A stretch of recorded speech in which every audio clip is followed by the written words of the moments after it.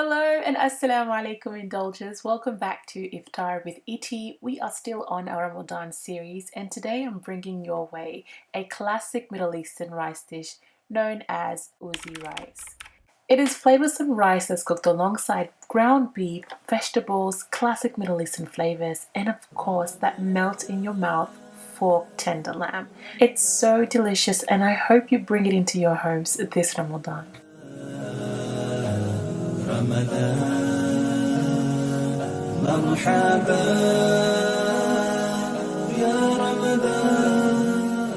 the first order of the day is to cook our lamb until it is fork tender. To achieve this today, I'm going to be using my multi-cooker and I'm going to set it on high pressure until the lamb is super tender. That's about 45 minutes of cooking. So I'm adding my garlic as well as my selection of spices. To season our lamb today, we're using a combination of turmeric, black pepper, 7 spices known as sab'a bukharat, salt and vegeta, and of course a bay leaf. Add 4 cups of water alongside your lamb. The beautiful stock that we're going to have at the end of this cooking process will also be used to flavour our rice.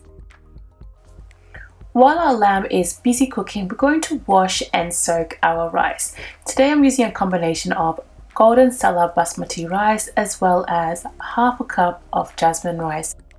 The reason I add the 2 varieties of rice is just to improve the overall and final texture of the dish. Into my pot I'm adding a teaspoon of ghee as well as 1 tablespoon of olive oil. Following that, we're adding some purple diced onions. We're going to sweat these onions until they are translucent and fragrant. Following the onions, we're going to add our crushed garlic and chili paste. We're going to fry that as well until the garlic starts to cook out before introducing our minced beef. Ouzi rice is a celebratory dish. You can make this during the month of Ramadan, Eid, or when you're hosting guests. Then again, every day is a celebration and there is no limit to when you can enjoy the foods that you love. It's a hearty meal. It is full of proteins. If you're not very big on meat, then perhaps this is not the recipe for you. But here we have some ground beef mince, about 500 grams of that. And we're going to brown it completely before going ahead to add our bay leaf as well as a chicken stock cube alongside our spices. More of these traditional Middle Eastern flavors such as 7 spice as well as some cinnamon bark. You can also use a standard cinnamon stick as well. Go on and brown this beef before proceeding to add your vegetables.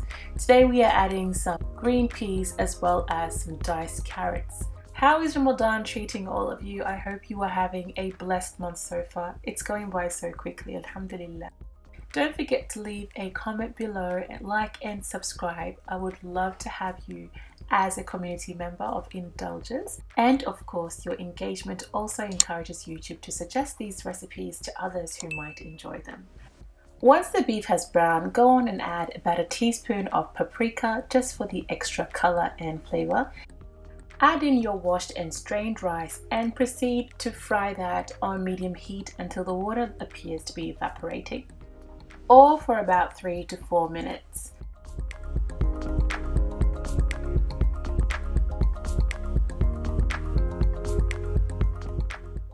By this stage, our lamb has completed its time in the pressure cooker and is incredibly tender. It is so soft and is a delight to eat. Remove all the lamb from the pot and don't forget to reserve 1 cup of stock alongside the meat.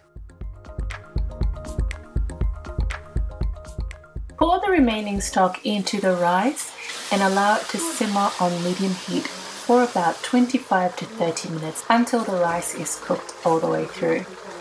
Adjust the salt to your taste, but considering our stock was well seasoned as well as the base of our rice, I did not have to add any additional salt.